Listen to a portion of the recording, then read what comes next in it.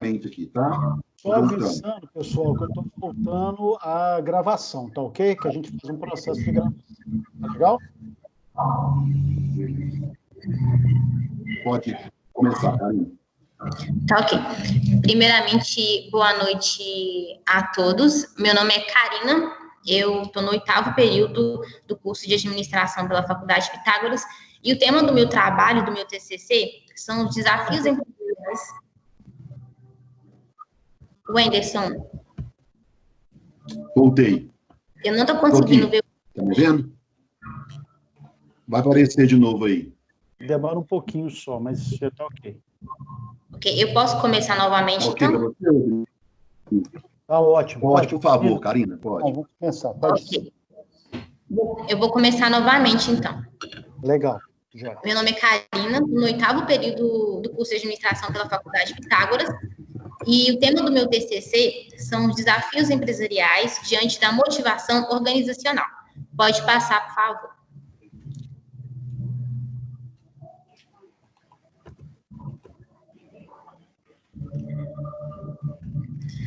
Nesse primeiro... Pode passar, por favor? Nesse primeiro slide, eu trouxe uma pequena introdução e a problematização da minha pesquisa. A minha pesquisa, ela aborda de maneira bem objetiva os desafios que as empresas e as organizações elas têm enfrentado diante do fator motivacional. Além de abordar esses desafios que as empresas têm enfrentado atualmente, a pesquisa também traz alguns conceitos, como, por exemplo, clima, cultura e comportamento organizacional, que giram em torno da gestão de pessoas e as ferramentas e estratégias existentes atualmente no mercado, que visam ajudar as empresas e os gestores e diretores na busca pela valorização do capital humano. Dessa forma, o problema da pesquisa, ele consiste em descobrir qual a importância, né, da valorização do capital humano e a influência que isso gera no crescimento empresarial e o destaque no mercado. Pode passar, por favor.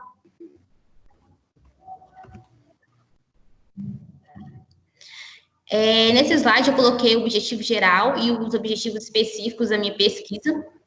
O objetivo geral, ele consiste em compreender e entender a importância da valorização do capital humano e as suas consequências e influências no desenvolvimento e no desempenho dessa no mercado empresarial.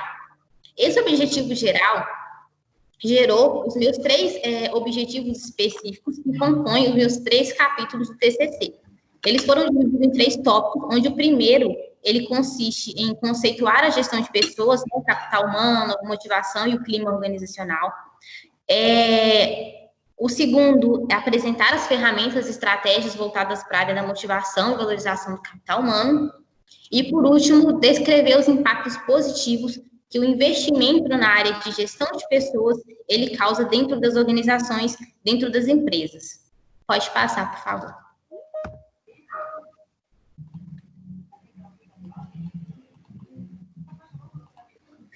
A justificativa para a escolha do meu tema, ela pode ser firmemente apoiada e embasada na importância e relevância que o estudo voltado para a área de gestão de pessoas, ele tem ganhado com o passar do tempo. Desde o início e desenvolvimento da teoria das relações humanas, proposta e fundamentada por Elton Mayo, esses estudos, eles têm ganhado bastante significância dentro das empresas. Então, assim, basicamente, a justificativa para a escolha do meu tema, ela se embasa nesse fator, importância e relevância desses estudos. Além também deste avanço, ele permite a descoberta também de novos métodos mais eficazes que podem estar auxiliando cada vez mais os gestores na área de gestão de pessoas. Pode passar, por favor. Sobre a metodologia. A metodologia da minha pesquisa foi o de revisão bibliográfica, apresentando aí dados tanto qualitativos quanto descritivos, com destaque para alguns autores que foram de bastante importância para a fundamentação e aperfeiçoamento do meu tema, como, por exemplo, Robbins, Gill e o próprio Kelvin. Pode passar, por favor.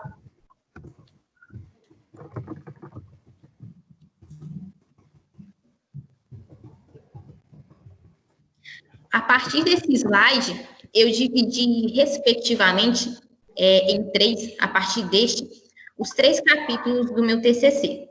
Esse primeiro slide se refere ao primeiro capítulo do meu trabalho, onde eu trago alguns conceitos de extrema importância para a compreensão da área de gestão de pessoas.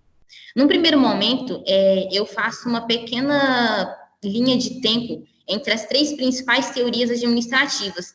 Eu não entrei em muitos detalhes a respeito de cada uma, eu falei de forma bem objetiva, mas através dessa imagem que vocês conseguem observar, eu coloquei em primeiro plano a administração científica, fundamentada por Taylor, que tinha uma ênfase voltada mais na tarefa, algo mais mecanicista. Em segundo plano, eu falei um pouco da teoria clássica, fundamentada por Fayol, que se assemelha muito com a teoria administrativa de Taylor, porém, ela tem um destaque para ênfase na estrutura, onde surge a figura do gerente. E no terceiro momento, eu menciono a teoria das relações humanas, fundamentada por Elton Mayo, que tinha ênfase nas pessoas, que é justamente o tema principal do meu trabalho. Nesse mesmo capítulo, eu coloquei outros termos que são muito importantes a respeito do capital intelectual, que nada mais é do que os ativos intangíveis das empresas. Dentre esses ativos intangíveis, a gente pode levar em consideração o próprio capital humano, que consiste no todo o conhecimento que esse colaborador ele tem e pode contribuir de forma ativa para a empresa. Logo ao lado, eu montei um esquema para conceituar de forma dinâmica a cultura organizacional. Como pode ser observado aí, eu coloquei a empresa no centro e ao redor dela alguns fatores, como, por exemplo, a missão, visão, valores, hábitos, crenças e normas, que podem conceituar de forma dinâmica a cultura organizacional. Ao lado dela, tem um destaque a questão do clima organizacional, que pode ser considerado um indicador de satisfação dentro da empresa, e tem muito a ver com a cultura organizacional. Pode passar, por favor.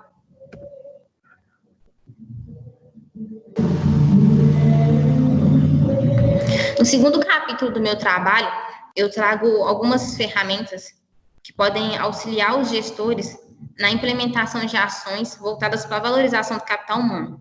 Existem várias ferramentas, estratégias, então, assim, eu escolhi algumas para mencionar no meu trabalho e também para minha apresentação aqui. Um dos fatores que eu mencionei foi a questão do recrutamento e seleção. Eu coloquei o recrutamento e seleção como o fator primordial para fundamentação de qualquer outra estratégia que venha acontecer dentro da empresa. Por que eu mencionei a questão do recrutamento e seleção? Quando uma empresa ou a organização ela tem uma boa equipe qualificada de recrutamento, essa equipe ela está alinhada com os objetivos empresariais, ela está alinhada com a cultura da empresa, com os objetivos e valores que essa empresa defende. E dessa forma, esse profissional da área de recrutamento e seleção, ele vai conseguir identificar e escolher de forma mais assertiva um profissional que tenha um perfil que se assemelha com os objetivos da empresa e que, principalmente, tem as qualificações e requisitos necessários para aquela vaga que está sendo ofertada. Isso é extremamente importante no que tange a gestão de pessoas, porque quando você consegue fazer toda essa identificação desse profissional no processo de recrutamento, toda a ação que vai acontecer dentro da empresa voltada para a área de valorização desse capital humano, valorização e motivação desse profissional, ele se torna mais fácil, ele se torna mais prático. A abordagem com relação a esse profissional se torna mais tranquila, porque este está alinhado com os objetivos da empresa, com a cultura empresarial. Por isso eu mencionei ela como um fator extremamente importante e primordial para o início de qualquer outra estratégia. Eu mencionei também no trabalho a questão de alguns programas de recompensas e benefícios, que são extremamente relevantes e contribuem para a motivação dentro da empresa. Alguns dos programas de recompensas e benefícios que eu citei no decorrer do trabalho foram prêmios, promoções para posições mais elevadas, recompensas por tempo de serviço, dentre outros. Pode passar, por favor. E, por último, o último capítulo do meu trabalho, eu faço uma pequena relação entre as boas práticas, né, motivacionais voltadas para a valorização do capital humano, com as consequências positivas que isso vai trazer dentro da empresa. Para me conseguir fazer essa pequena relação, eu trouxe duas teorias muito interessantes, que é a teoria de necessidades humanas, fundamentada por Maslow, e a teoria dos dois fatores, por Esberg. Ambas, elas se completam entre si. Maslow, ele fez uma pirâmide, né, onde os fatores na parte inferior da pirâmide, ele considera fatores higiênicos, né, são fatores que não são motivacionais, porém são essenciais para a vida humana, e são essenciais também para que o colaborador, ele execute o mínimo da sua tarefa dentro da empresa. À medida que esses fatores, eles vão subindo na pirâmide, eles acabam se tornando motivacionais, que é o caso da estima e da realização. Eu até mencionei uma citação, na verdade, onde Gil, ele afirma que as pessoas, elas não necessitam de recompensas financeiras, mas também de respeito e atenção dos outros. A gente pode até identificar com mais clareza isso na teoria dos dois fatores proposta por Esberg, onde ele até menciona aqui, ó, nessa imagem, o salário como fator higiênico. O salário, ele não é motivacional, porém ele é essencial para que esse colaborador, como eu mencionei, execute o mínimo da sua tarefa dentro da empresa. Porém, o salário, juntamente com os fatores motivacionais, que são reconhecimento, realização, crescimento, eles contribuem para a motivação desse colaborador, de forma que somente o seu desempenho produtivo. Pode passar, por favor.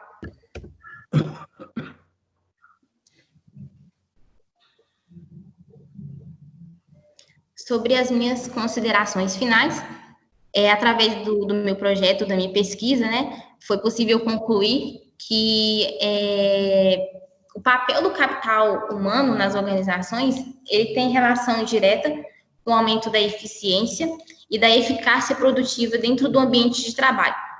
A gente conseguiu observar também um pouquinho da história do recursos humanos, juntamente com a área de gestão de pessoas, e a importância que a implementação de ações voltadas para a área do desenvolvimento pessoal se tornaram importantes dentro das empresas, de forma a gerar até vantagem competitiva dessa empresa no mercado. Enfim, esse foi o meu trabalho, o final da minha pesquisa. Gostaria de agradecer aos professores da banca e também a todo o pessoal que está me assistindo. Parabéns, viu? Parabéns. Professor Marcos, gostaria de contribuir com a gente? Ok. Vocês me ouvem bem? Sim, professor. Pois não. Karina, você falou aí dos nossos, vamos dizer, corifeus da administração, né? E o Maio, é claro que ele tem todo o destaque aí no seu trabalho. Com relação às características das relações humanas, a gente fala sobre o comportamento social, recompensas ou sanções sociais, grupos informais, né?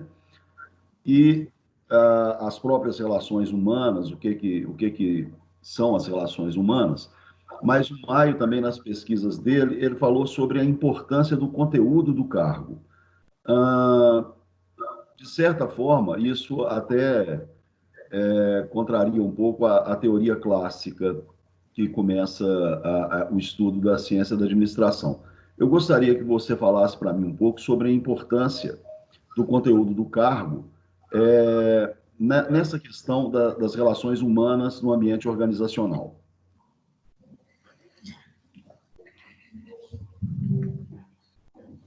Ok. Eu vou tentar expor o que eu consigo entender a respeito dessa questão dos cargos. Eu enxergo da seguinte forma. Eu acredito que as pessoas, elas têm que estar alinhadas, né, como eu falei, com os objetivos empresariais, os objetivos organizacionais. E um outro alinhamento extremamente importante é a qualificação desse profissional com o cargo ocupado. Eu acho extremamente necessário que o profissional que vai, por exemplo, trabalhar no setor administrativo, ele tenha os requisitos necessários, as qualificações necessárias para a ocupação desse cargo administrativo.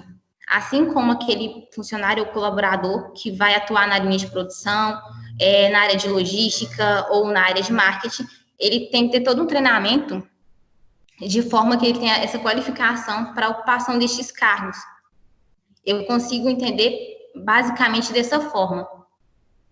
Não sei se eu consegui responder. Eu vou reformular um pouco, porque em Taylor, o conteúdo do cargo, você tem uma série de atividades repetitivas por excelência, né, pela teoria taylorista. O Maio, ele concordava ou ele divergia desse conteúdo com atividades repetitivas? É esse o cerne da questão que eu quero colocar. Atividades repetitivas. As atividades repetitivas, eu consigo identificar ela mais na teoria de Taylor. Eu não consegui entender o fundamento da sua pergunta. Se você puder, por favor, esclarecer para mim. Se Maio concordava com esse conteúdo, os cargos terem esse conteúdo de atividades repetitivas, se ele achava que isso era uma coisa saudável. Olha, eu creio que não, porque Maio ele estava mais voltada para a questão humana. E existe até um estudo que Taylor fundamentou no início da sua teoria, que fala a respeito do estudo de tempos e movimentos. Eu acho que Maio ele trouxe muita assertividade a respeito desse assunto, porque Taylor foi muito inteligente na questão de estudar os tempos e movimentos, né? Que é aquela questão do qual o tempo que aquele colaborador, aquele operário, ele leva para executar determinada tarefa e quais são os movimentos padrões para aquelas atividades. Porém, Taylor ele não considerou questões humanas, né? O ser humano ele é dotado de necessidades fisiológicas e Taylor, infelizmente, na teoria de tempos e movimentos, ele não levou em consideração esses fatores. E eu acho que a teoria de Maio das relações humanas, ela veio muito assertivamente porque ela conseguiu adaptar esse estudo, por exemplo, de tempos e movimentos de forma mais assertiva na teoria de relações humanas, considerando aquele colaborador, aquele funcionário como uma pessoa dotada de necessidades.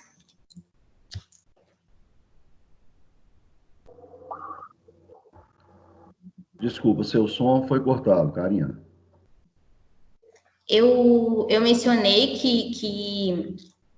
que Maio foi muito assertivo no quesito de trazer uma adaptação da teoria de tempos e movimentos de Taylor, considerando questões fisiológicas e psicológicas do colaborador, retirando, por exemplo, disfunções do trabalho repetitivo. Ok, muito obrigado. Eu passo a palavra para o professor Rodrigo, isso?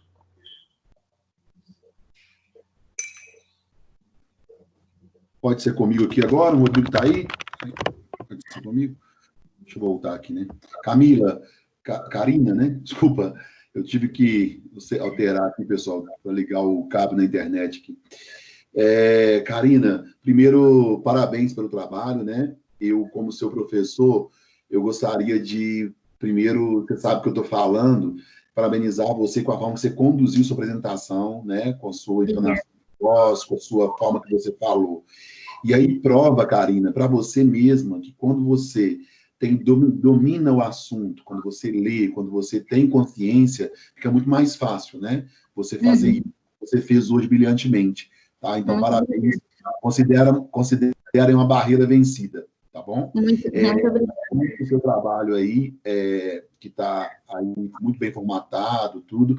Eu queria levar o seu conceito do capital humano, né? Você falou muito bem sobre o capital humano. É um conceito muito relevante, principalmente nos dias atuais, quando a gente trabalha o capital humano no contexto das organizações. E eu queria que você descrevesse na questão do capital humano e a questão do capital intelectual.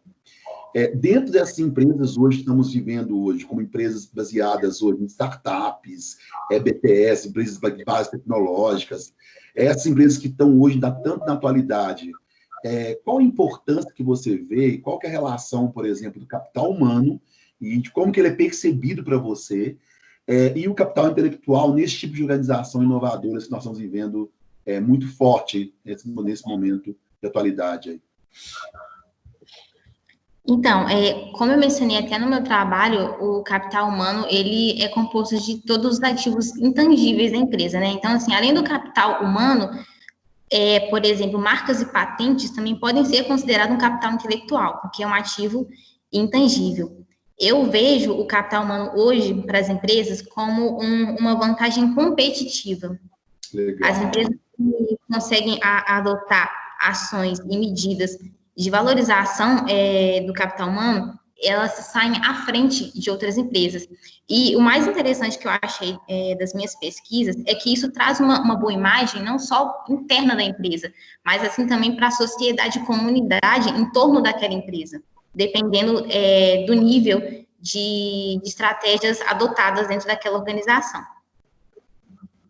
Legal. E como que a gente pode identificar esse capital intelectual, né? Essa como fator de vantagem competitiva, né? De VBR aí do Barney. Como que a gente pode perceber isso neste momento, por exemplo, em que todos estão trabalhando, muitos trabalhando de casa, muitos trabalhando, muitos vão virar aquela vez home office. Como que a gente pode, enquanto organização, a gente pode identificar isso, sendo que o contato, às vezes, físico ali das organizações, das empresas, cada vez estão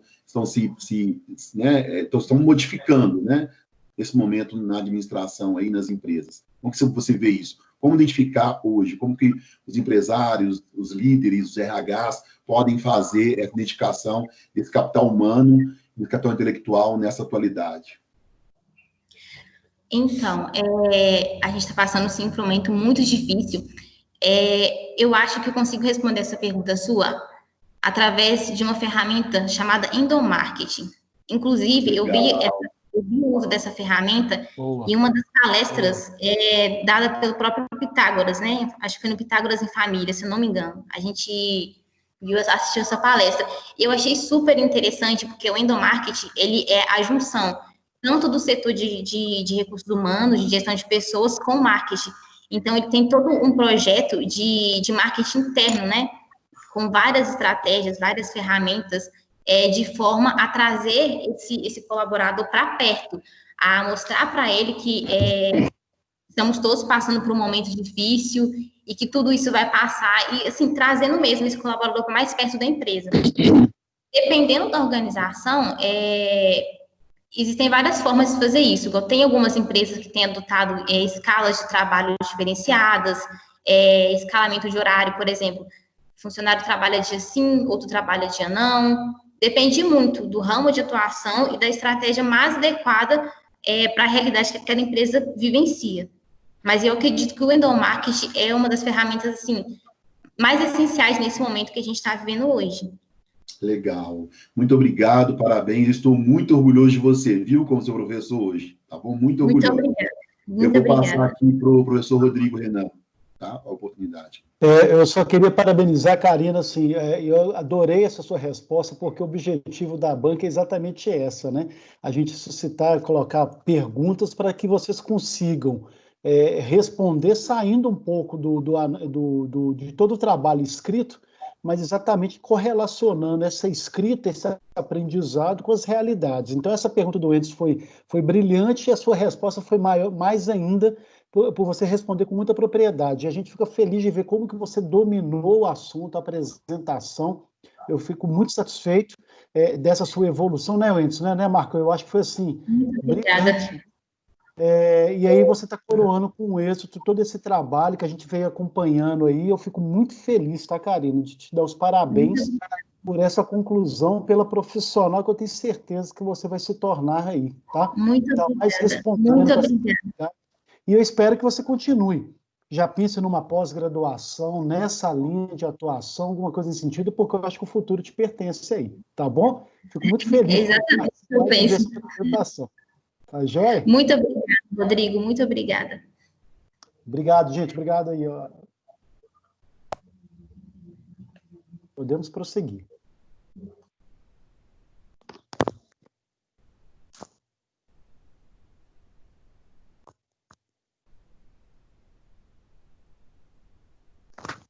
Oi? Oh, meu Deus. Deu lá? Tudo bem, Cris? Oi, tá me ouvindo, professor? Rodrigo, Oh, eu acho que o professor, eu acho que a conexão do professor caiu, Oi, não? Cris. Não, tô aqui. Tá me ouvindo? Eu esqueci de ligar o Eu acho áudio, que aqui gente. também caiu. Tô aqui falando, esqueci de ligar o áudio, desculpa. É a Cris. É a Cris. O Cris, você vai querer que projeta aqui ou você vai projetar daí? Pode projetar para mim, por favor, professor? Tá. Só um minutinho, deixa eu sair daqui, eu tive que ir ali mexer na internet. Ô, Cris, fica tranquilinha, vai dar tudo certo. Eu Luz brilhante, com esse seu visual lindo que você está aí. professor. Não fica muito ansiosa, não. Lembrando as instruções que foram faladas no começo, você tem de 7 a 10 minutos para apresentação, tá? Isso. Evita de ler, é o que eu sempre falo para todo mundo, evita de ficar lendo, apresenta com propriedade. O trabalho que você tem 1 ano, que você se dedicou a ele, deixa eu te falar, assim, tem alguns processos, pode ter um delay da apresentação, por causa da tecnologia mesmo, da conexão. Então, pode demorar, na hora que o Wendes passar o slide, pode demorar alguns segundos para aparecer a tela, mas continua com o seu raciocínio, com a sua abordagem, sem problema, tá ok? Ok. Mas tente ficar no tempo, por favor, tá ok, gente? Um abraço, sucesso, Cris. Obrigada, professor. Cris, Posso começar? está vendo a tela já, Cris? Está vendo? Já estou sim. Você está vendo? O professor Rodrigo Renan falou, eu vou começar a cronometrar seu tempo, tá? Boa sorte, pode começar. Obrigada. Boa noite a todos presentes, a banca. Meu nome é Cristiane Lessa, eu faço parte do curso de administração. Vou defender a tese do afroempreendedorismo brasileiro, mulheres pretas. Por favor, passe a tela. No sumário que vai apontar para vocês, são os meus 3 tópicos importantes dentro do meu trabalho de conclusão de curso, que é o afroempreendedorismo das mulheres pretas e sua trajetória no empreendedorismo, o afroempreendedorismo feminino e sua segmentação no mercado brasileiro. Pode passar, professor. O meu objetivo geral, ele também, eu posso falar que é o mesmo do minha pergunta, meu problema do meu trabalho, que é o afroempreendedorismo feminino brasileiro, seus desafios, estratégias, sessões e suas segmentações no mercado. Pode passar, professor. Dando sequência à pesquisa, na década de 70, nos anos 90, com a voz do empoderamento feminino, as mulheres viram a oportunidade de empreender, criando-se seus próprios negócios, crescimento na carreira profissional e ter autonomia da sua própria carreira. Eles perceberam, então, que estaria mais próximo de seus familiares, tendo autonomia de seu próprio tempo. O interessante que nós podemos perceber do tempo dessa pesquisa foi a segmentação que as mulheres decidiram empreender. Devido ao empreendedorismo ser um universo muito machista, relatados pelos meus colegas anteriores, a gente viu que as mulheres, nesse mesmo período, elas empreenderam no ramo de estética, cosmético, vestuário, no ramo doméstico e alimentício, ok? Pode passar, professor. Só que o marketing do universo empresarial, nessa mesma época, retratava as mulheres pretas de forma negativa. Temos aqui um exemplo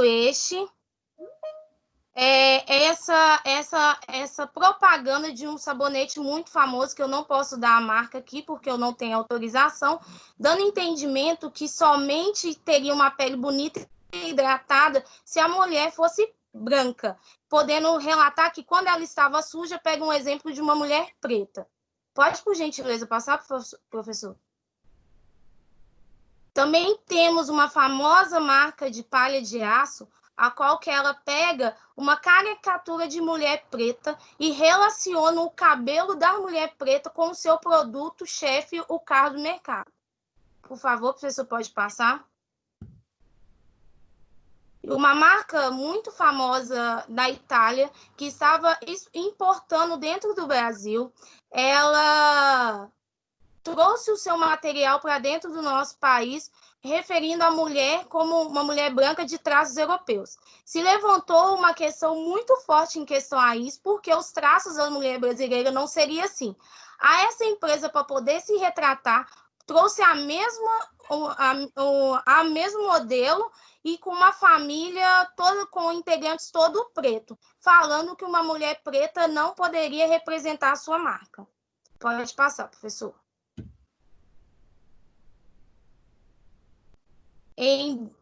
A gente vai ouvir falar muito forte do afroempreendedorismo tendo notoriedade no Brasil no ano de 2011 a 2015. Por quê? Houve-se discussões políticas, acadêmicas, empresariais, governamentais relacionadas à igualdade social, racial. Trazendo, assim, então, discussões muito importantes que ocasionaram oportunidade de inclusão social dos pretos, por igual, independente da raça. Uma delas é a nossa cota racial que temos na faculdade, né? Que foi implantada em média de 2012. Pode passar, por favor? A inclusão social do preto com a sociedade, ela só veio depois dessas discussões, causando, assim, oportunidades de mercado e dando a oportunidade também do afroempreendedorismo entrar muito forte no Brasil. Só que o que aconteceu, que eles não esperavam, que o afroempreendedorismo ia ser dominante pelas mulheres pretas. Por quê? As mulheres tiveram um poder maior de compra e que isso ocasionou o empreendedorismo, porque não se tinha mercado que atendia a demanda, não tinha oferta que atendia a demanda das mulheres pretas como consumidores. Pode passar, professor? A gente teve, assim, então, ONGs, instituições que abraçou essa causa do afroempreendedorismo, principalmente das mulheres afroempreendedoras, ao qual a gente tem o nome de Ansabre, o CACE, o SEM, o Colimar e o SEBRAE. Muitos deles vocês podem já ter ouvido falar e eles ajudam outros microempreendedores. Mas só tivemos os dois primeiros que foram direcionados exclusivamente para o afroempreendedorismo. O CACE, ele também se dedica muito a mulheres afroempreendedoras. Pode passar, professor? Com isso, então, tivemos representatividade muito forte no mercado, detectando, como foi citado na minha colega anterior, uma falha do mercado, no qual tivemos mulheres que decidiram atender essa necessidade das mulheres pretas, ao qual os outros empreendedores não tinham interesse de fazer. Temos aqui como exemplo a Zica Assis, que ela é uma ex-faxineira, ela gastou 4 anos para descobrir uma fórmula que passa em cabelos crespos, o público-alvo dela é o público preto, ao qual ela se tornou uma das 5 mulheres mais poderosas do Brasil. Hoje ela tem segmentação mais ou menos de 24 redes e nenhuma é franquia, todas é de propriedade própria dela. Pode passar. Uma das que eu tenho muita admiração é a Monique Evelyn Kumassi. Ela é uma das fundadoras do Commerce. Qual que é o projeto dela? Ela pega microempreendedores na Bahia e numa plataforma coloca esse produto a qual oferece para todo o mercado. Para quem tem interesse do afroempreendedorismo, ela é muito reconhecida. Por que ela fez essa plataforma? Para que esses microempreendedores não morram no meio da sua carreira, e sim tenham alavancagem. Ela acompanha eles um período de 5 anos, depois que eles conseguem ter notoriedade dentro do mercado, ela os deixa caminhar sozinho e dá oportunidades a novos microempreendedores. Pode passar, professor. E para a gente achar assim, mas você deu exemplo de afroempreendedorismo feminino de mulheres renomadas. Temos aqui, então, a Carolina Lima. Ela criou uma plataforma na própria casa dela que se chama Pra Preta. Ela conseguiu vincular links aonde tinha produtos cosméticos para as mulheres pretas exclusivamente e colocou numa plataforma só, causando ajudando assim a criação de uma startup, aonde que é destinado somente para produtos cosméticos mulheres pretas. Pode passar, por favor, professor? As minhas considerações finais eu não posso deixar de ler para ser bem precisa no que eu quero passar para toda a banca. O afroempreendedorismo feminino brasileiro merece o reconhecimento por conseguir, em meio de tantas dificuldades, sobressair de forma positiva, com sucesso no mundo do empreendedorismo, independente do machismo e sexismo presente no nosso país. Por favor. Eu deixo meu agradecimento primeiramente a Deus, porque sem Ele eu não sou nada, aos meus familiares, aos meus professores, ao qual eu tenho muito respeito, aos meus gestores que passaram na minha vida até o presente momento, em especial a Rúbia, que está aqui presente na sala, porque ela me dá muito apoio pela carreira que eu quero seguir, a Ascobras, a empresa que eu consegui emprego através da plataforma da faculdade, os meus amigos, por fim, não menos importante, a minha comunidade de fé e com contagem. Eu agradeço a todos. As referências do meu trabalho estão ao final. Aqui, né? A última tela. Essa, né? Beleza. Pronto. Elis, conseguiu, hein? Conseguiu. Você está falando desse TCC com você há quanto tempo, né? Que você está me falando sobre isso. E eu lembro quando a gente conversou dos desafios, né? Que seriam, porque vamos lá, né? Os desafios que você teria, né? E eu queria muito começar falando, é muito bacana ver uma mulher preta. Eu sou um professor preto, você é uma mulher preta, falando de um tema tão importante como esse, né? Acho que é muito importante, porque eu defendo, né? Não que uma pessoa branca não possa falar sobre preto, mas eu acredito que falar sobre alguma coisa parte de onde você está vendo aquilo, né? Então, é da mesma forma que os índios não querem mais que antropólogos falem sobre eles, que eles estão querendo falar o que eles pensam, nós pretos queremos falar também, né? E assim, nessa visão, apesar de toda a importância, né? Para a gente chegar até aqui. Então, parabéns, né? É um caminho grande aí. Então, parabéns por tudo. No seu trabalho aí... pontuar a questão do mais importante desse trabalho, o que me levou a decidir sobre esse tema, porque a raça preta, ela tem muita força pela sociedade falar somente do vitimismo. Só que temos muitas pessoas representantes, nós que são guerreiros, que são heróis. E já está na hora da sociedade acordar e ver que nós conseguimos sim. Hoje as provas não te pedem cor. Hoje temos cotas que dão oportunidade. Então, a gente tem que criar, nós pretos, temos que criar o raciocínio de tirar um pouco a teologia da agressividade e mostrar que somos heróis. Entendi. Isso é bacana. No seu texto todo, né, eu acho que o desafio que você teve lá no seu texto foi conseguir literatura, que a gente não tem, pouquíssimas. Olha, o campo de oportunidade de academia na administração, de estudar sobre isso. Muitos poucos trabalhos aí consistentes em relação, né? O desafio que você teve foi esse aí. E acabou você, claro, utilizando muito material de empreendedorismo e tal, para unir, porque senão seria possível só com material, falando sobre pretos aí, trabalhar. Mas a gente discutiu sobre isso. O que eu queria te perguntar, assim, aproveitando esse momento que está tão aflorado no mundo, né, desse movimento aí, Black Lives Matter, dessa situação que aconteceu nos Estados Unidos, a gente está vendo um grande movimento, né, dos negros aí, de todos os movimentos aí no mundo inteiro. A gente está vendo manifestações tanto positivas como manifestações também negativas, de depredação. Estão vendo todos os tipos de coisa acontecendo. Mas, ok, é um ponto importante destacar.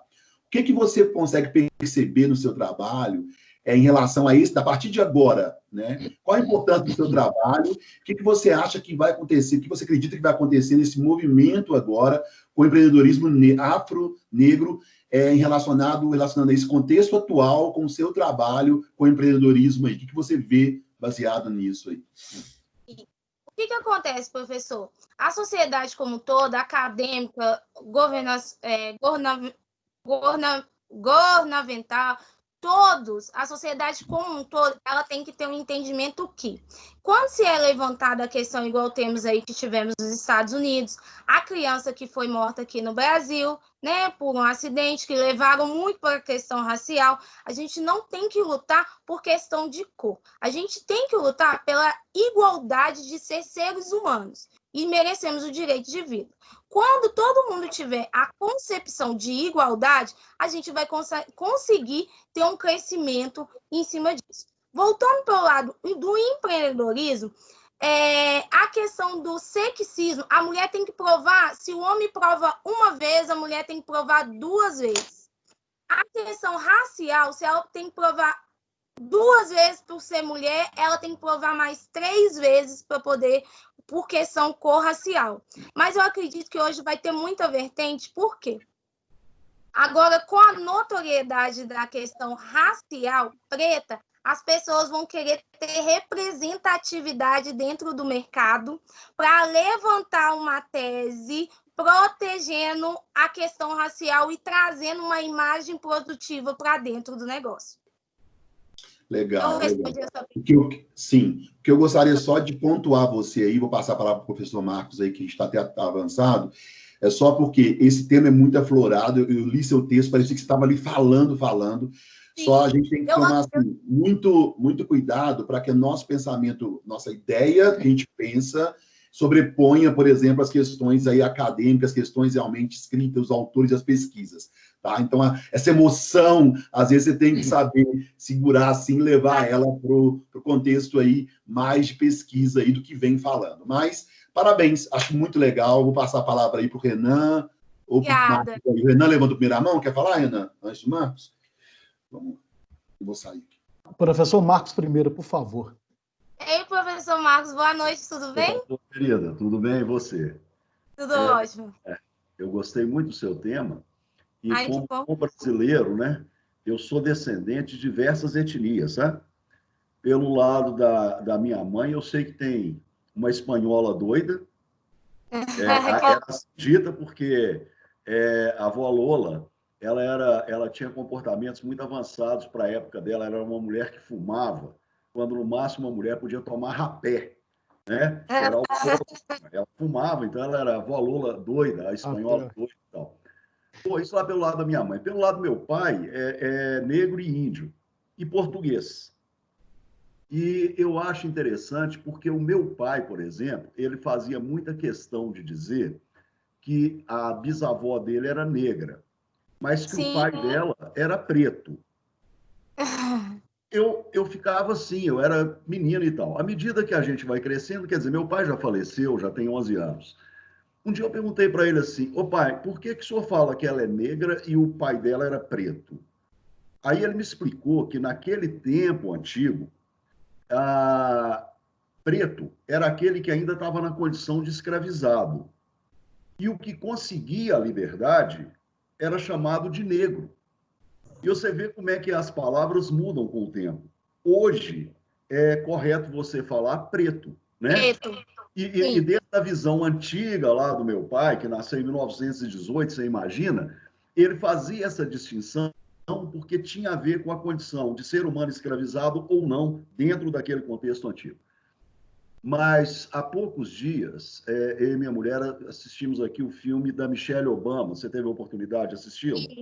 Não, ainda não, mas já ouvi falar. A minha filha leu o livro, ficou muito entusiasmada. Mas eu sei da história dela. Sim, e eu vi que estava o filme, resolvi assistir, eu te aconselho, é um filme realmente bacana pra caramba. E eu vejo que nós temos aqui, por exemplo, a própria Zica, a Forbes, a indicou como uma das mulheres mais influentes hoje do Brasil, né? Nós temos a Adriana Barbosa também, lá do Instituto Feira Preta de São Paulo. Eu acho isso muito legal, e o que eu acho mais bacana é que é um mercado pujante. Quer dizer, não é uma questão de aventura, é uma questão real, que se as pessoas realmente observarem, você tem um mercado com características próprias, culturais. Elas são culturais, elas são étnicas, mas é, sobretudo, um mercado extremamente pujante. Então, eu achei muito bacana, e essa sua fala, de que se é mulher, já é uma barreira. Se é uma mulher preta, você pode triplicar isso com certeza absoluta. Eu gostaria de saber que, no final, você faz um agradecimento a um grupo a que você pertence. Você poderia nos falar um pouco sobre ele, por gentileza, de contagem, né? Eu participo... Você está falando do meu grupo empregatício ou meu grupo social? Seu grupo social. Se você quiser falar do empregatício também, ótimo. Eu trabalho numa associação veicular, qual o nome é Ascobras, nem sei se eu posso falar aqui, mas falando, Ascobras é o qual dá oportunidade de voz para a gente. A minha gestora, por exemplo, ela tem o costume de sempre fazer reuniões, deixando claro. Então, nossa equipe é composta pelo maior número de mulheres. Então, lá, quando eu entrei, eu venho do mercado já há 8 anos muito masculino. Todas as empresas onde eu trabalhei, posso dizer que 90% delas foi o mercado masculino. Eu já me estranhei do pouco de ser mulher, para você ver que a própria mulher com seu lado machista. Eu tive dificuldade de socializar dentro da empresa no primeiro instante, mas posteriormente ela me mostrou que nós mulheres precisamos se unir. Ela bate nessa tecla, que nós mulheres precisamos nos unir.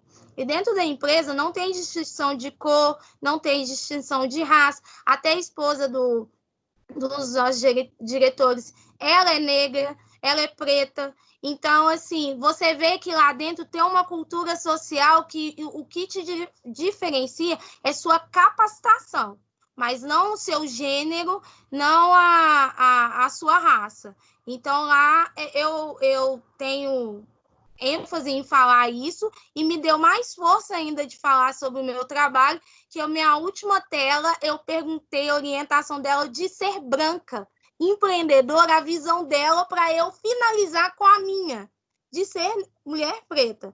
Agora, a minha comunidade de fé, a igreja onde eu frequento, eu sou evangélica, aí é uma questão que as pessoas taxam assim, olha para você ser superficial, não te dão completamente outro estereótipo, mas nunca, você é evangélico, que é um racismo, porque você não pode ter liberdade de escolher sua opção religiosa, né? Não estou aqui para denegrir as outras, eu estou para falar o segmento que hoje eu sou presente, e assim, e lá também eu vejo que não tem distinção de racial, e nem por gênero, pelo contrário, nós somos todos como uma comunidade, é tanto que nós nos relatamos uns com os outros, nossa comunidade de fé, que estamos unidos ali por uma só fé. Isso. Depois, se você puder revisitar o Alta Compadecida, o filme, né, que é baseado na obra de Ariano Suassuna, você vai ver que ele apresenta Deus como um personagem preto, né? Eu acho isso muito bacana, muito interessante. Muitíssimo obrigado. Eu vou passar a palavra ao professor Marcos, muito obrigada. Espero que eu tenha aí representado o tema. Sim, foi muito bom. Ei, Rodrigo. Cris, tudo bem? Fico muito feliz. Obrigada. E aí, se você me permite, eu acho até interessante, porque eu ficava tentando entender quem era a Cristiane, aquela Cristiane brigona, turrona na sala de aula, que estava sempre insatisfeita com tudo. Eu estou fazendo a crítica construtiva nesse processo. A gente não teve muita liberdade de te falar. E eu ficava assim, gente, ela tem uma energia que precisa ser trabalhada, colocada para fora. E agora, talvez nessa sua fala, eu entendo. Você falou que você sempre trabalhou num mercado muito masculinizado e de repente você se vê num lugar que tem mais mulheres. E eu acho que é interessante como é que isso casou, que foi a partir desse momento que eu acho que você, então, colocou para fora a Cristiane que a gente queria ver. Entra um amadurecimento da formação, da sala de aula. Eu acho que vários professores que passaram contribuíram um pouquinho para quebrar aquela Cristiane turrona que estava ali, briguenta, e de repente a gente vê como que você se empoderou, se transformou, se fortaleceu, você passou a falar sobre a questão das mulheres, sobre a questão da raça, que até então você ficava muito reprimida, e eu ficava assim, gente, que mudança que foi essa na vida da Cris que permitiu isso? E talvez aí agora, na hora, eu não sabia, você falou aí agora nessa empresa que de repente, olha que bacana, uma empresa permitindo que a gente possa sobressair e colocar para fora aquele potencial que tem aí dentro. Depois eu quero até conhecer essa empresa, porque eu acho que ela fez toda a diferença na sua figura, na sua pessoa, tá? Sim, E aí não, que bacana, você convidou todo mundo, né? Bacana. E aí, Cris, eu queria manifestar assim, a gente sabe a dificuldade que teve na escolha desse tema, a gente queria, o caminho que você queria seguir, aí faltou bibliografia, a tutora criou caso, não sei se você lembra disso, né? E aí falou assim, Cris, vamos seguir por esse caminho que dá para você falar da mesma forma, colocar o seu recado, apresentar o seu ponto de vista, mas seguindo as regras acadêmicas. Então, estou te parabenizando, porque você teve essa humildade de aceitar o não da tutora no primeiro momento. Isso não caberia na Cris de antigamente, eu acho que na Cris de agora, olha como que você amadureceu, como que você cresceu. Nem sempre as coisas vão ser da forma como a gente quer. Você, como mulher e negra, sabe disso, as coisas nunca são como a gente quer. A única coisa, e aí eu vou te dar uma cutucada, você combate muito a questão, que não pode ter o vitimismo, não pode ter o vitimismo. Eu, como antropólogo, eu falo isso. Não poder, é enfatizar ele. Exatamente, mas olha só, e aí como antropólogo eu vou te dar esse recadinho, o vitimismo, claro que a gente não pode dizer ele como muleta, mas ele ainda é necessário para chamar a atenção da minoria, da mulher negra, que está sempre apanhando, sofrendo, sendo prejudicada e tudo mais. Então, vamos ver, eu concordo com você, acho que o vitimismo ele não pode ter essa dimensão toda.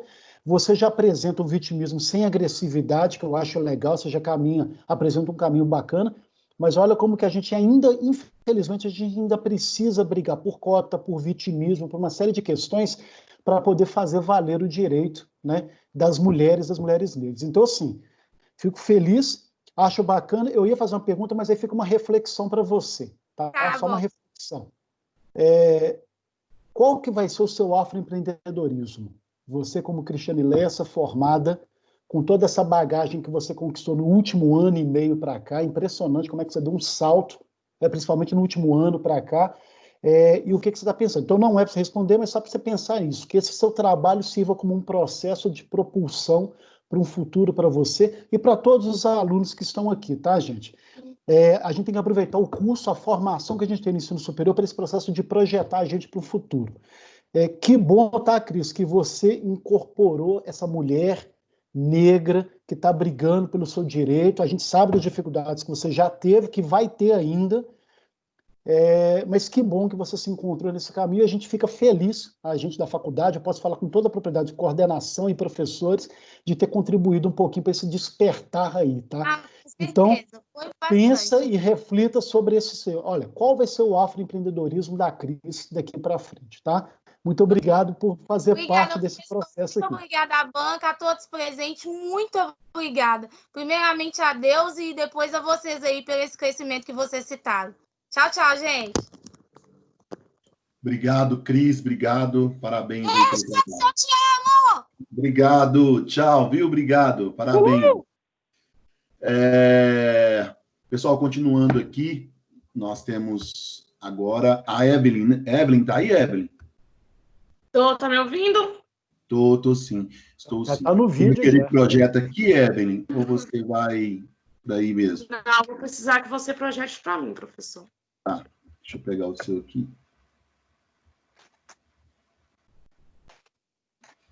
Você mandou, acho que é esse aqui, né? Planejamento estratégico, né? Isso mesmo. Vou projetar aqui já. Você já sabe aí dos critérios, né? Do tempo, da apresentação, né? E tudo direitinho. Sim, eu estou acompanhando desde o início. Ah, que bom. Então, agora eu vou só projetar aqui a tela. Ótimo.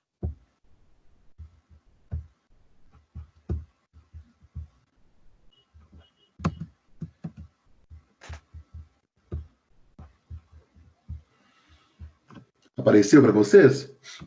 Apareceu. Beleza. Evelyn, boa sorte. Pode começar. Muito obrigada. Boa noite, pessoal. Boa noite a todos da banca, a todos os professores. Meu nome é Evelyn Barbosa Dantas. Eu sou do 8º período do curso de Administração no Pitágoras, na unidade Barreiro. A abordagem do meu tema é a importância do planejamento estratégico para a sobrevivência das empresas. O professor pode passar para o próximo, por favor. Aí eu tenho a minha introdução do meu trabalho, que é um breve resuminho do que é o planejamento estratégico, né, do conceito. O planejamento estratégico analisa o ambiente atual da empresa para projetar o seu futuro, estuda o mercado externo, os possíveis cenários alcançáveis e as ações a serem tomadas para alcançar os resultados almejados.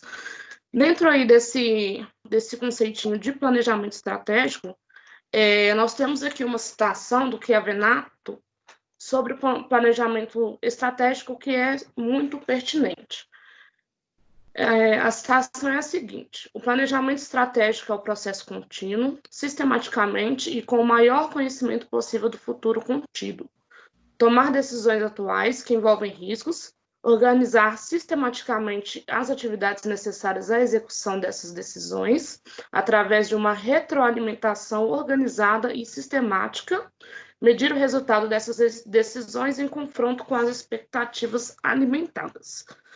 Eu vou explicar aqui para vocês um pouquinho sobre o planejamento estratégico, mas, na verdade, eu vou explicar na parte do desenvolvimento do meu trabalho. Professor, você pode pular o slide, por favor? Isso. O objetivo do meu trabalho, né, foi compreender a importância do planejamento estratégico, também conceituar o planejamento estratégico, conhecer todas as ferramentas que podem ser utilizadas na sua execução, e também as etapas e os benefícios que as empresas, as organizações podem obter implementando o planejamento estratégico. Pode pular. A justificativa, né, do meu estudo sobre planejamento estratégico foi que muitas empresas elas não dão a devida importância ao planejamento estratégico.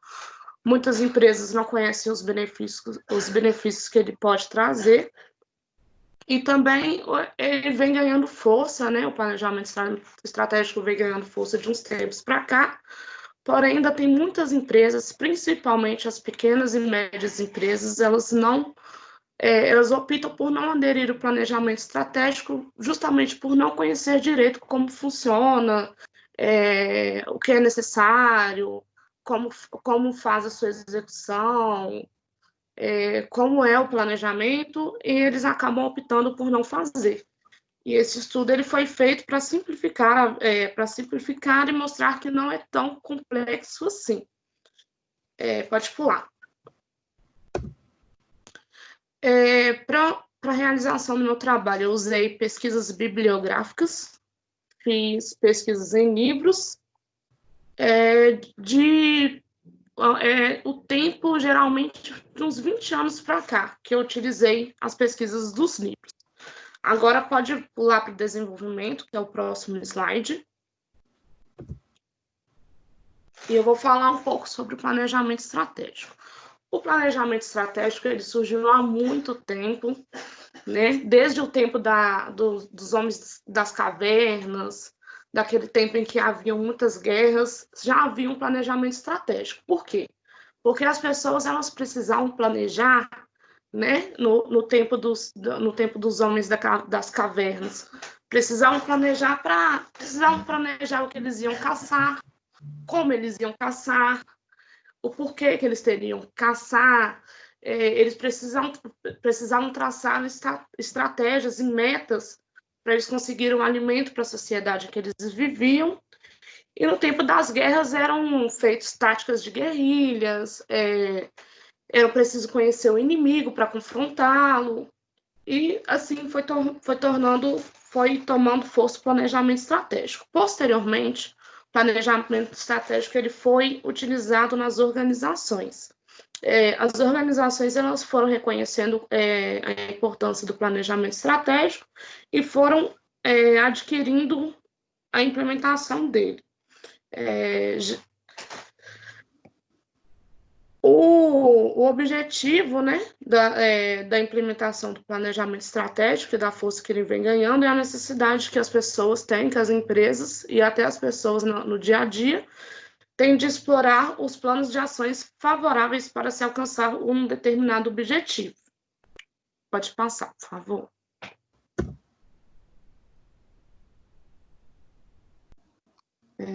O principal objetivo do planejamento estratégico é a formulação e execução das estratégias organizacionais, ter um amplo conhecimento sobre o futuro, né, para se antecipar aos riscos, às incertezas, e traçar planos de ação para que os resultados sejam alcançados e que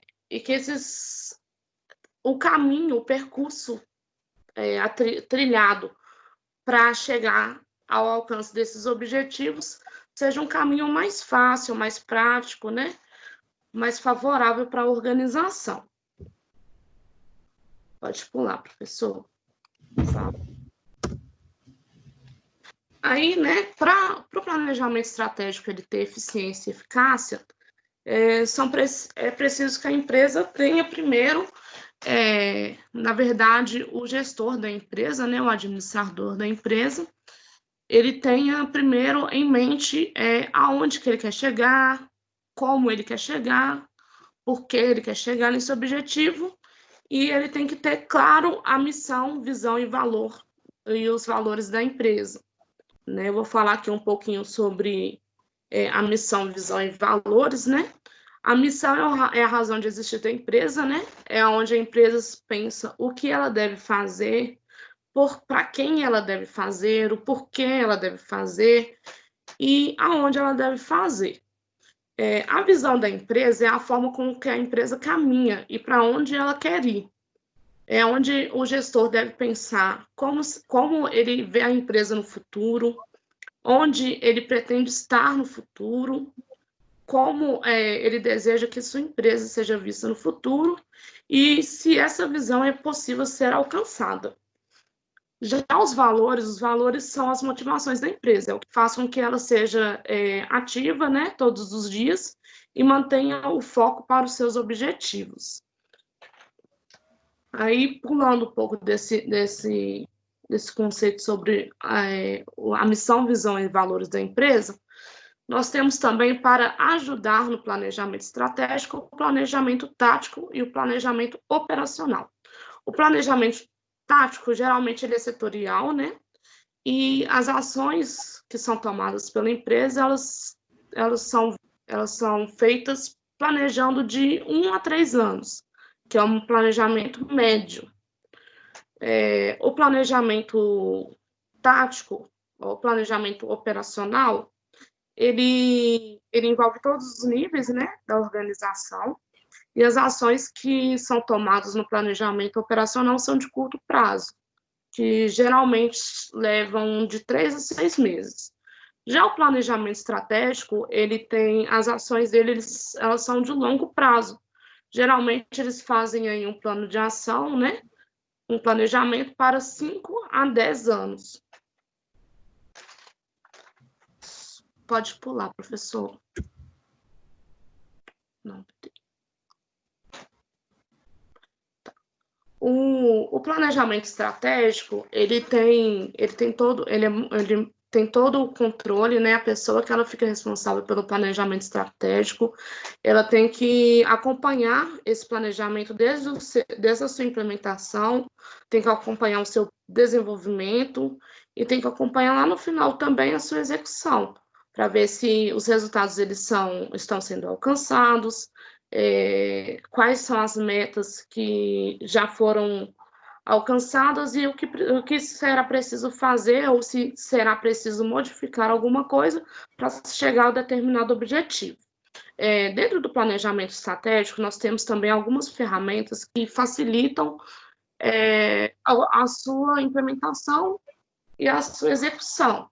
Nós temos a matriz SWOT, né? A análise SWOT, que reconhece as forças, oportunidades, fraquezas e ameaças, que permite à empresa conhecer o ambiente interno e o ambiente externo da empresa, o ambiente externo em que a empresa está inserida. Na oportunidade, a empresa ela pode antecipar-se ao que a empresa pode estar fazendo para o futuro, né? Quais oportunidades a empresa está tendo neste mercado. As fraquezas são o que a empresa pode melhorar. Os pontos fortes da empresa são o que a empresa tem de ponto forte mesmo, que a empresa pode usar a seu favor, né, tanto nos outros pontos, e as fraquezas são que a empresa ainda pode melhorar. No planejamento estratégico também, nós temos a matriz BCG, que é a matriz que envolve mais a vida do produto ou até mesmo do serviço em que a empresa oferece. A matriz BCG ela foi desenvolvida para analisar os produtos ou o serviço e o desempenho que eles têm no mercado. Ela analisa, né, quais produtos estão em baixa no mercado, quais que exigem uma atenção redobrada, e para pensar no que pode ser feito para melhorar. Também aponta quais os produtos ou serviços que estão em alta no mercado e que não exigem tanta atenção assim da empresa ou dos gestores. E também dá um amplo conhecimento de todo o portfólio de produtos que a empresa tem a oferecer no mercado. As minhas considerações finais é que, através dessa pesquisa, foi possível adquirir e contribuir para um maior conhecimento sobre o tema abordado. Verificamos os conceitos, etapas, importâncias e benefícios do planejamento estratégico. Pode passar, professor.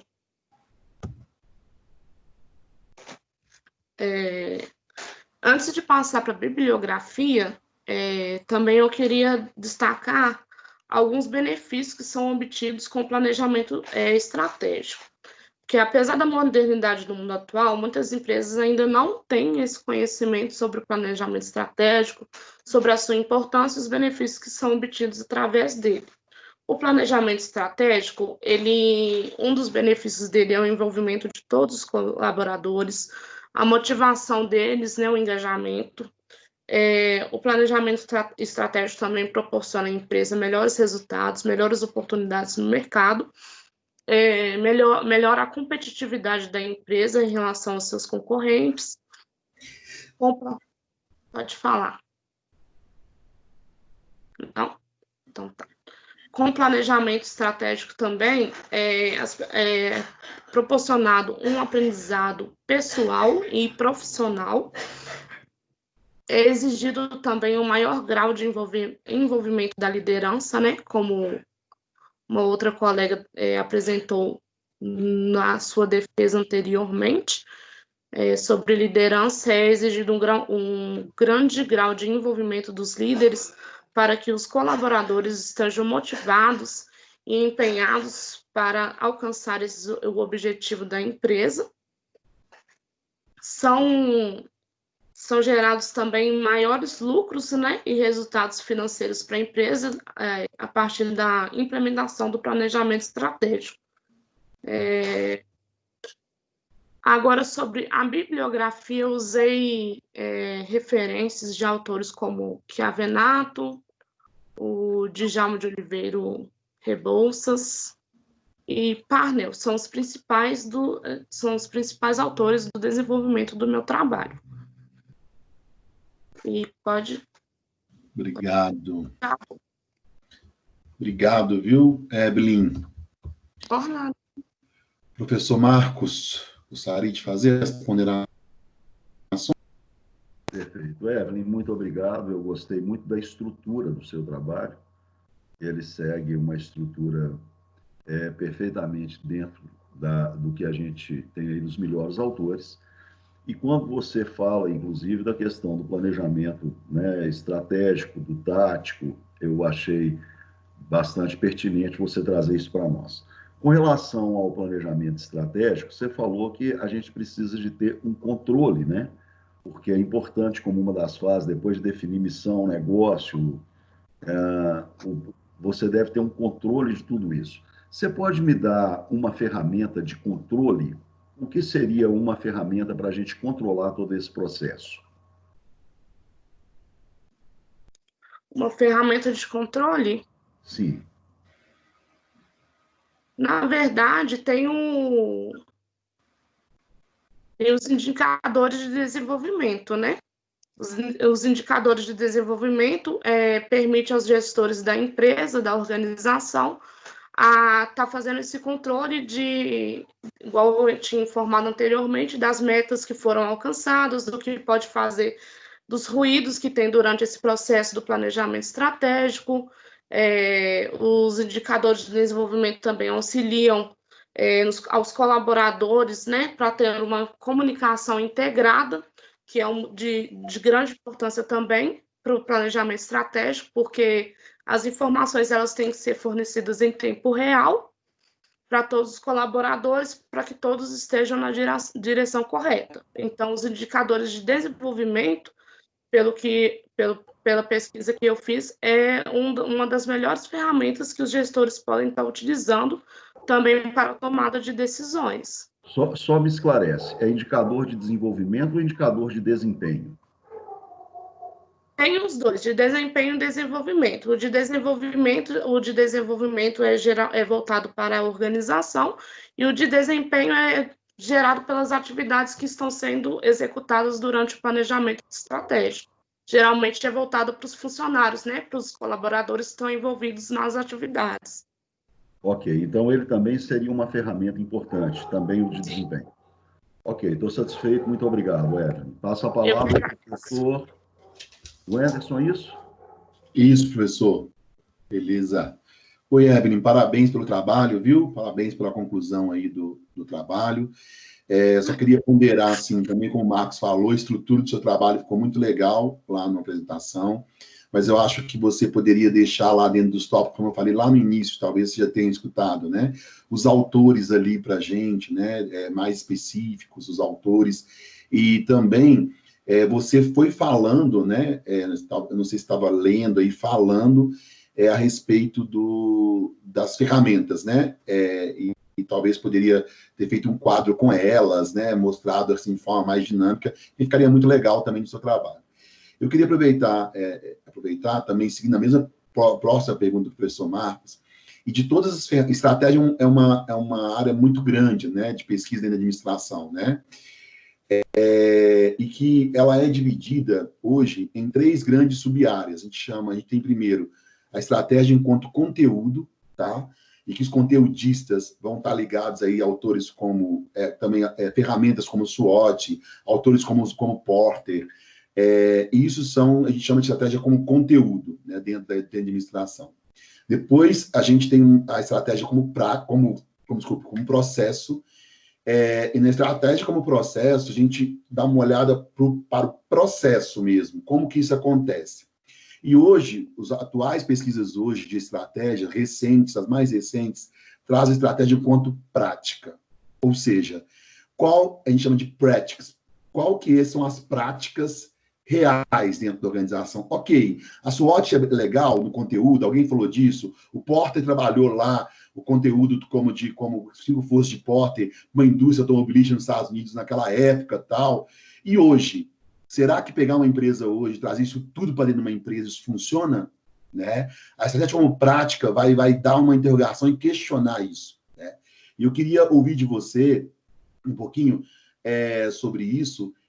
Quais dessas estratégias que você viu, desses tópicos tal, que você acredita que hoje, pensando em organizações como estamos vivendo hoje, nesse momento estamos passando, quais delas são importantes no momento como hoje? E qual a importância das práticas para entender a estratégia? Por favor. Sim. Na verdade, professor, eu acho que o planejamento estratégico ele auxilia a empresa na direção que a empresa deseja seguir, né? Na verdade, é uma forma de auxiliar a empresa. Porque, na verdade, a gente tenta ter um conhecimento sobre o futuro, mas igual atualmente essa pandemia que a gente está vivendo atualmente é um cenário que ninguém esperava. Então, na verdade, eu acho que os gestores eles têm que sempre estar preparados para fazer estratégias de nível tático ou nível operacional.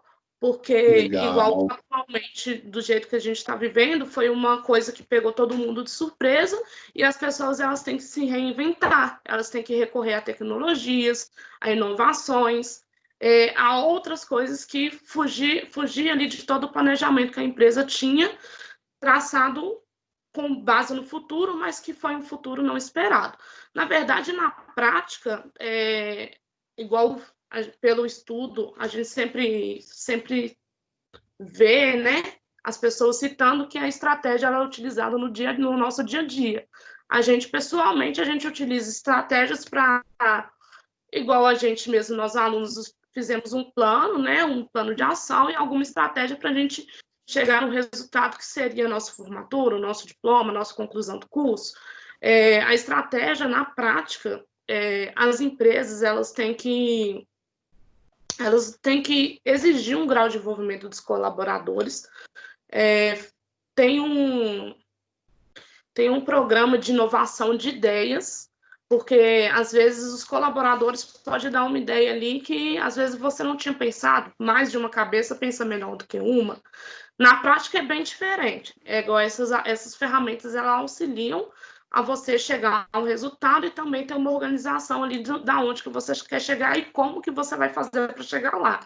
Mas na prática, os gestores eles têm que abrir a mente, né, dar oportunidade para explorar novas oportunidades, explorar também os colaboradores, explorar o mercado atual, o cenário que ela está vivendo. Legal. Não, obrigado pela contribuição. Lembra que a base da estratégia, ela tem uma relação de um grau de dependência com algo que aconteceu. Então, é uma relação de grau de dependência. Então, por exemplo, uma empresa, ela está passando por como se você olhasse para trás. Você olha para trás e vem a estratégia, né? A empresa está passando por esse momento agora de queda de venda. Por que essa queda de venda está acontecendo? Qual que eu vou montar? Ou não, estou vendendo muito bem. O que eu vou fazer para manter? Então, ela tem um grau de dependência com uma ação. Né? Uma ação que a empresa tomou errada, ou uma ação que a empresa tomou certa, é que vai prever e vai ter a estratégia baseada nisso. Tá? Obrigado pelas contribuições aí. Quer completar alguma coisa a mais? Quer completar alguma coisa? Não. Então, tá bom. Muito obrigado. Professor Rodrigo Renan, está na sala ainda ou foi para outra banca? Estou sim. Você quer comentar alguma coisa, professor? Não, eu gostei muito da apresentação, da forma como foi. Eu acho assim que foi bem coerente, bem tranquilinho até, né? Mostrou uma calma e um domínio bacana. Parabéns, Evelyn. Obrigada. Você viu que no final dá tudo certo, né? Nossa, professor, tô aqui até suando, tremendo. Mas o legal é que ver assim, a forma como você construiu todo o trabalho, o acompanhamento, os slides, a preocupação que você teve, eu acho que isso que foi o determinante.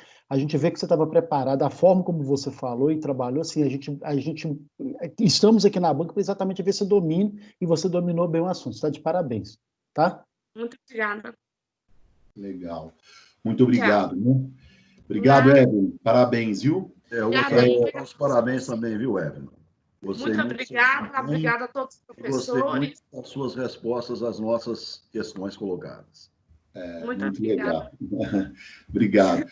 Agora temos, né, a última banca, né, que é a da Larissa, né, Larissa? Já está aí presente? Oi, estão me ouvindo? Estamos. Quer que apresente ou você vai apresentar aí o slide? Pode colocar, por favor, professor, o slide.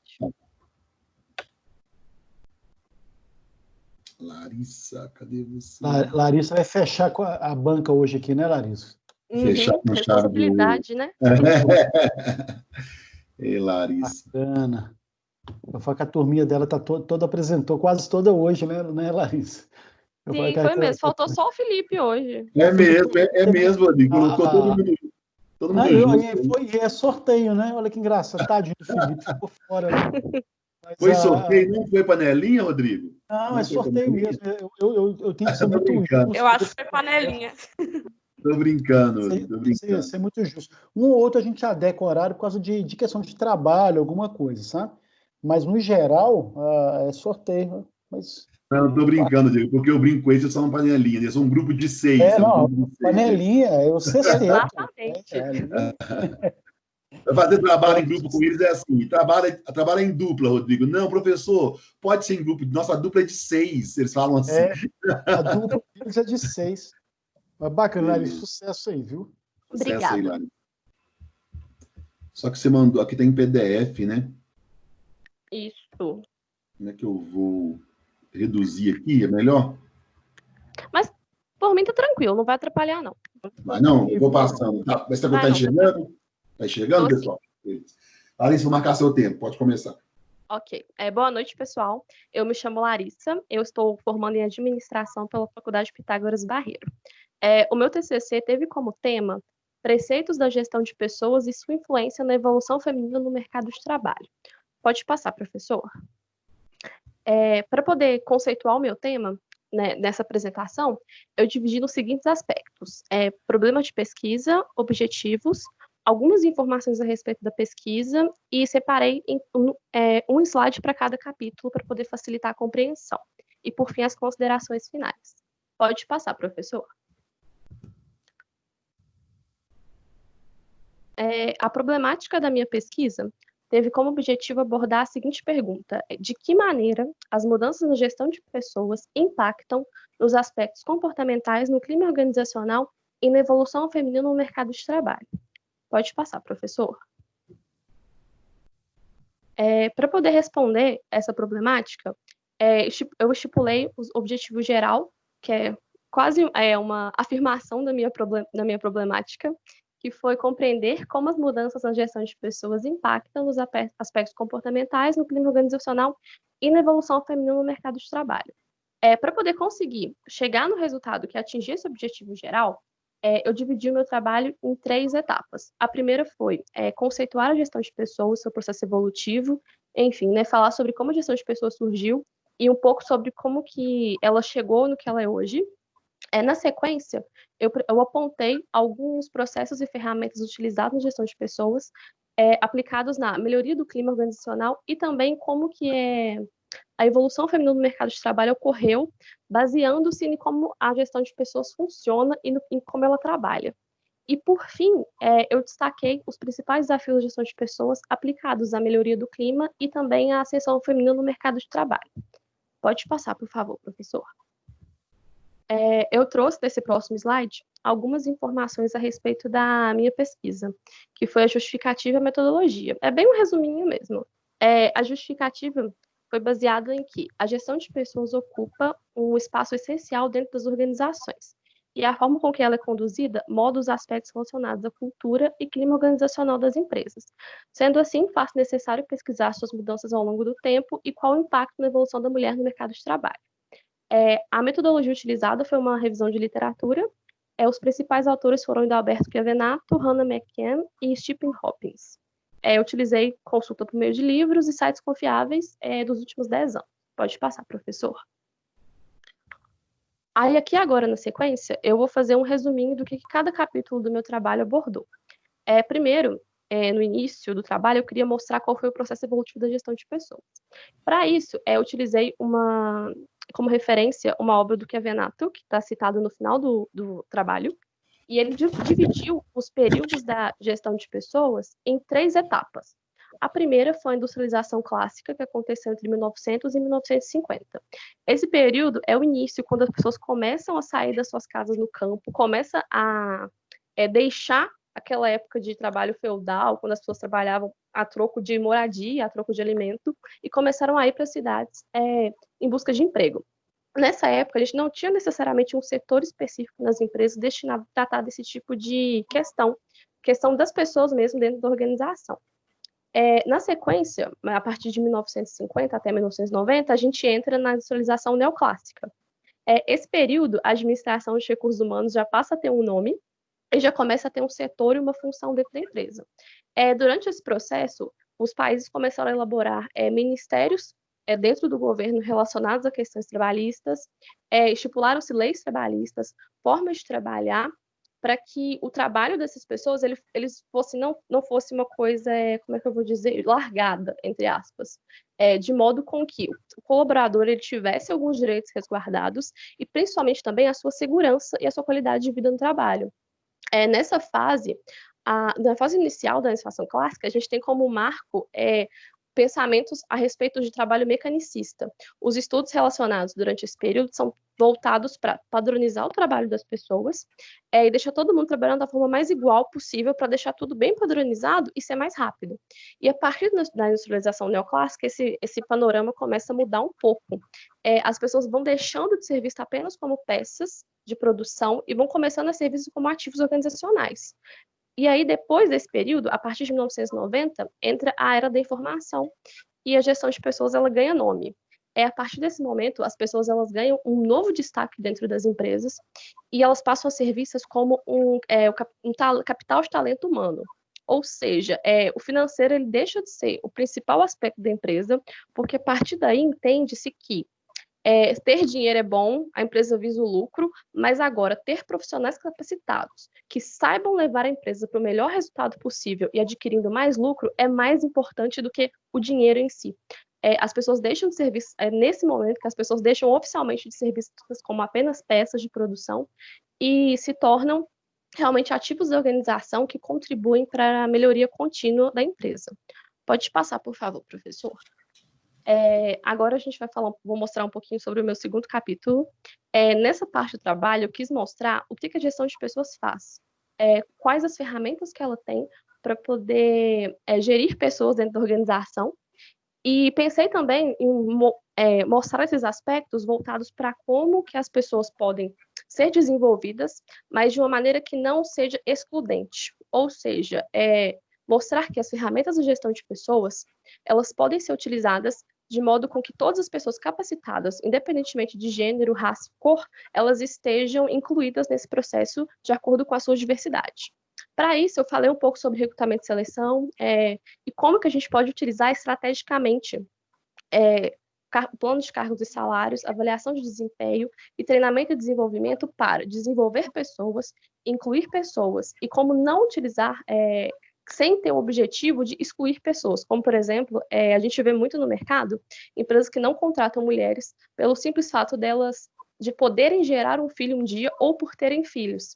E a gente usa, através a gestão de pessoas, quando ela é utilizada de um modo estratégico, ao invés de impedir mulheres de trabalhar, ela vai procurar formas de beneficiá-las e auxiliá-las, porque mesmo que elas tendo filhos ou não, elas consigam trabalhar e exercer sua função de maneira da melhor maneira possível.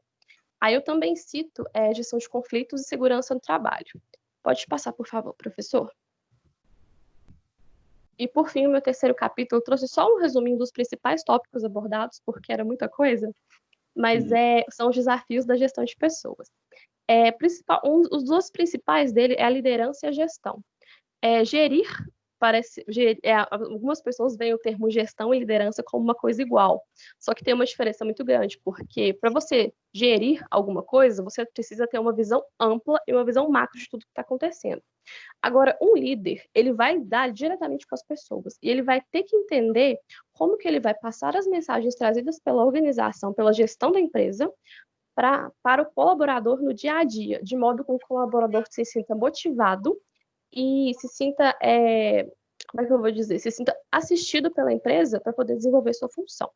Eu também cito um pouco sobre como a inovação ela é importantíssima nesse processo, porque o mundo está mudando, nesse momento a gente percebe isso claramente, né, nesse momento de pandemia, as coisas estão mudando muito, o que era ontem não é mais verdade hoje, o que é verdade hoje pode não ser amanhã, e é essencial que as organizações dos dias atuais tenham ciência disso e saibam mudar também de acordo com as necessidades. E com isso, o mercado de trabalho também mudou bastante. Meu trabalho aborda bastante sobre a questão de como que o mercado já foi e como o mercado está sendo. A gente ainda observa que as mulheres ainda recebem menos que os homens, mas, ao mesmo tempo, a gente observa que elas estão crescendo muito, a sua participação no mercado cresce bastante, e que é tendência que nos próximos anos ela aumente mais ainda. E, por isso, gerando em si, de verdade, em algum momento, a igualdade de gênero perante o mercado de trabalho. Passa para mim, por favor, professor. E, por fim, as considerações finais do meu trabalho. fica evidente que o setor de departamento pessoal cumpre um papel social fundamental na sociedade em que se estabelece, pois seus processos e ferramentas, quando utilizados de modo estratégico, podem melhorar o desempenho nas organizações ao captar e capacitar colaboradores, como também incluir ou excluir pessoas de acordo com a cultura do ambiente onde está inserido. É o fator que implica na redução das desigualdades de gênero, presença no mercado de trabalho e na criação de uma atmosfera organizacional, onde impere o respeito e colaboração entre todos e todas. Pode passar, professor. Esse trabalho, eu trouxe só os 3 principais autores que, de certa forma, fundamentaram a minha apresentação para colocar na minha bibliografia, que foi Chiavenato, Hannah McKen e Stephen Robbins. E eu quero agradecer a todos que assistiram e aos meus amigos também, que eu convidei para assistir aqui hoje. E é isso, obrigada. Legal. Tem uns amigos aí? Tem 4 amigos aqui hoje. Olha, parabéns. Fechando aí com chave de ouro esse trabalho, hein? Muito bacana. Deixa eu parar de projetar. Eu acho bacana quando vem amigo, porque assim, aumenta a responsabilidade, né? Não pode fazer feio, né?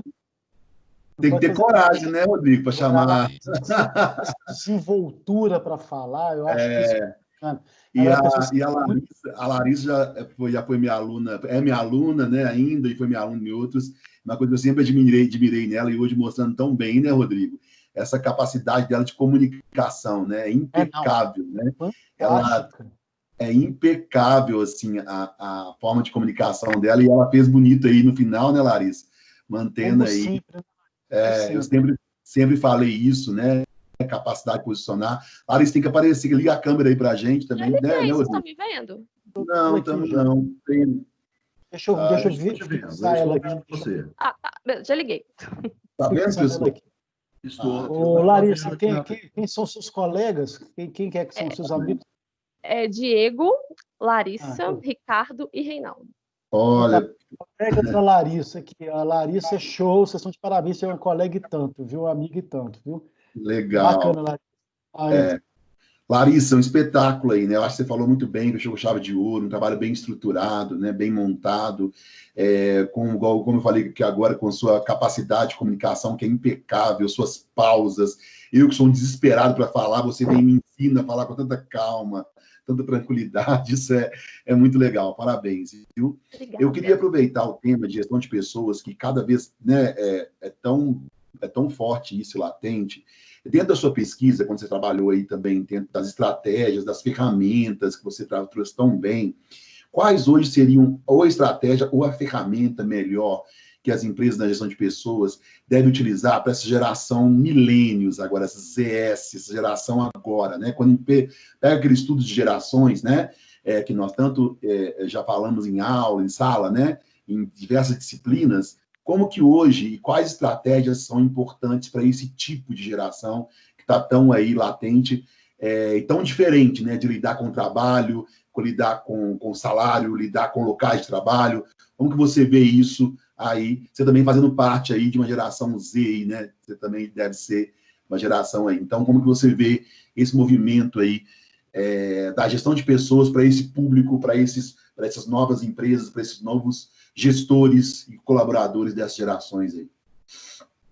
Eu acredito que as principais ferramentas que a gestão de pessoas pode utilizar nesse momento, com as pessoas que estão no mercado hoje em dia, é uma combinação de 3 ferramentas, na verdade. Eu até cito um pouquinho isso no trabalho, que é a questão de planos de cargos e salários, avaliações de desempenho e treinamento e desenvolvimento.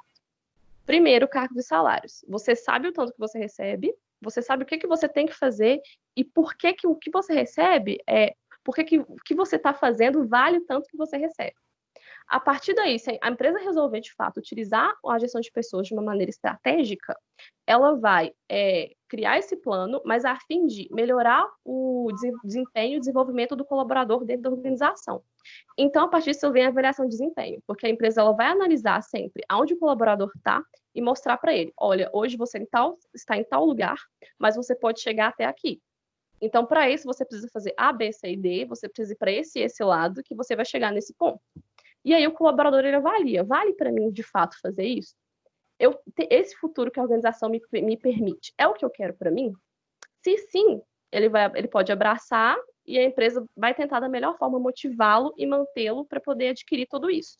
E aí a gente também tem outra ferramenta que pode ser utilizada junto, que é o treinamento e desenvolvimento. Que é quando o treinamento é quando a empresa ela faz um treinamento focado para tarefa e para aquilo que o colaborador vai fazer naquele momento específico. E o desenvolvimento não. Ele é um treinamento mais amplo, voltado para o desenvolvimento do colaborador no decorrer de toda a sua carreira.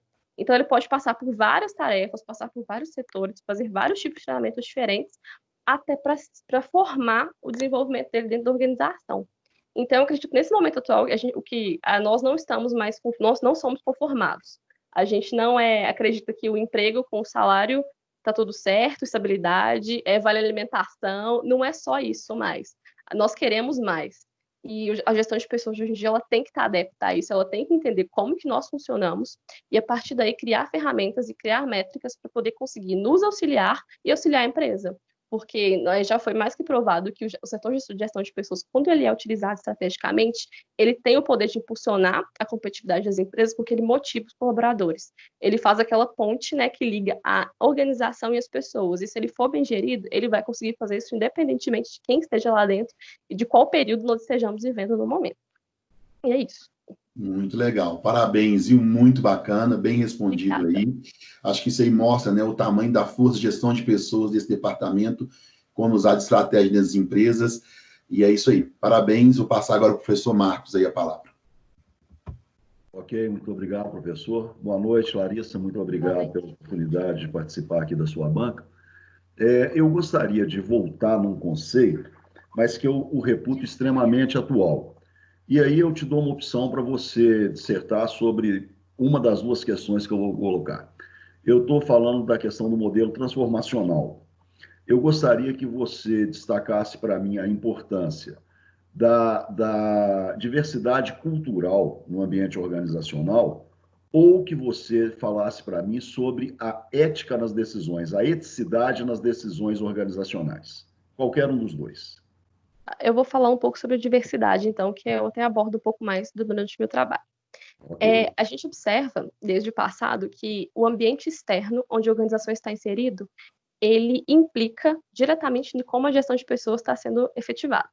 A gente nota isso desde antigamente, quando as mulheres simplesmente não podiam trabalhar, não tinham direito a voto, não tinham direito à opinião pública em momento algum. O tempo vai passando, por exemplo, falar mais focado nas mulheres, mas o feminismo ele vai alcançando direitos, ele vai quebrando barreiras e ganhando espaço para as mulheres começarem a trabalhar. Então, a partir disso, com essas quebras de barreira,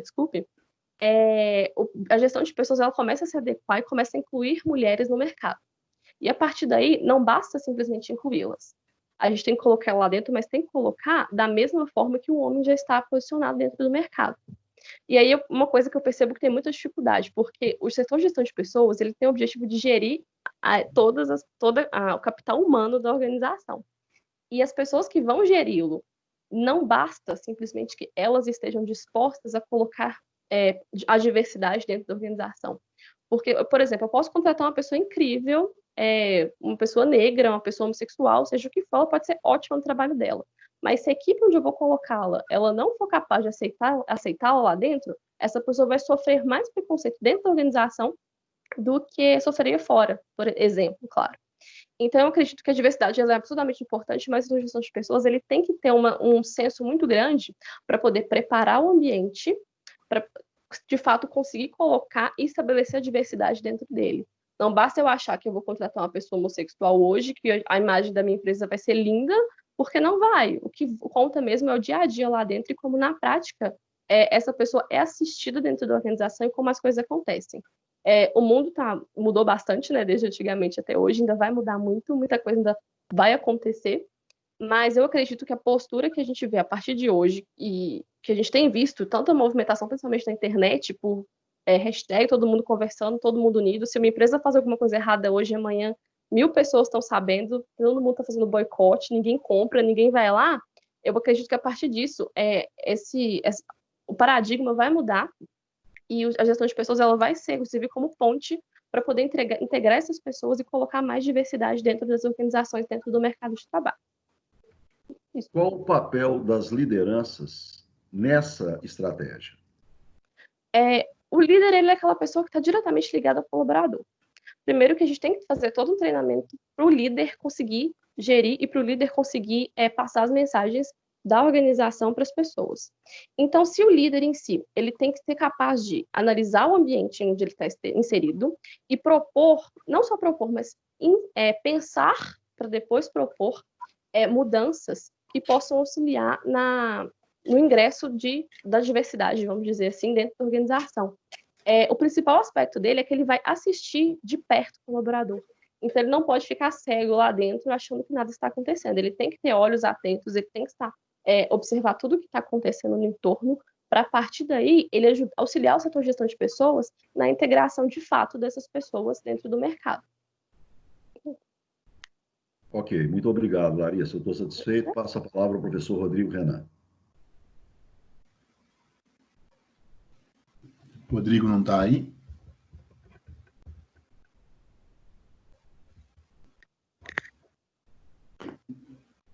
Rodrigo, será que ele está na outra banca, Marcos? Professor, eu acredito que ele possa estar, sim. Será que a gente pode encerrar ou espera ele? O que você acha? Você importa de aguardar um pouquinho, Larissa? Mesmo não, porque eu acho que ele está no controle da gravação, né, professor? Vou chamar ele aqui para ele... Sem problema. Oi, Wendy. Chegou? Sim. Ei, Rodrigo. Tudo bem? Oi. Eu estava lá finalizando, eu tive que ir lá finalizar as bancas de contábeis, que acabaram nesse segundo aqui. Diga, meu caro. Pois não. Tá certo. Não gostaria mesmo, a Larissa acabou de encerrar, eu e o professor Marcos já fizemos as ponderações. Queria ouvir um pouquinho de você, se você também quiser encerrar também as bancas de hoje. Fica à vontade. Eu vi a apresentação da Larissa, mas eu não vi o finalzinho agora das perguntas, tá, Larissa? Porque eu tive que ir lá na outra banca. Mas aqui, agradeço a presença de vocês, assim, eu tenho certeza do seu potencial, da forma como você apresentou, tenho certeza que você saiu super bem nas perguntas aí, tá?